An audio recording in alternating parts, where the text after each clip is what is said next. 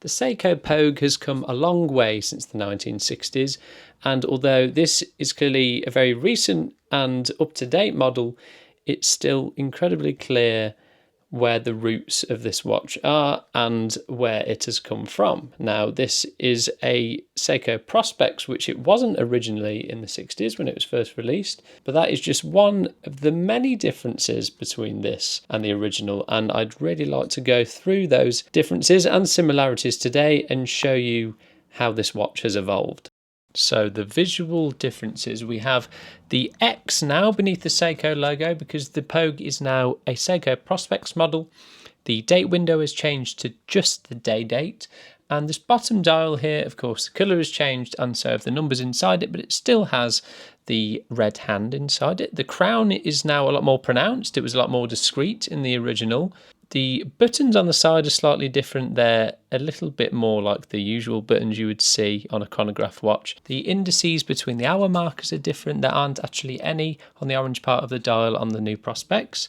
There are no numbers on the black circumference of the dial. You can see that the numbers and their positions and spacing on the tachymeter have changed, and also the case shape has changed. It was a lot more rounded with the original, but this one looks a lot more like the modern watch. Now for the similarities, so the colour of the dial is essentially the same. It's that lovely kind of orangey yellow sunburst dial, and the red on the tachymeter with the blue, the same again. The hour markers are pretty identical, and then also the hands are very, very similar indeed. And also that dial being right in the centre at 6 o'clock, that is the same too.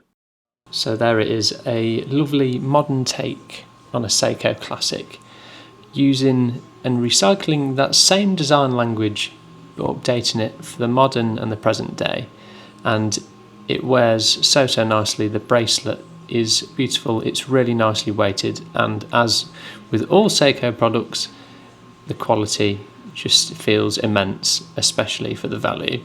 The size of this Seiko Prospex Pogue Solar speedtimer chronograph watch is 41.4mm in diameter, and my wrist size is just a touch over 15 centimeters, but you can see it still fits nicely and it feels really lovely on the wrist.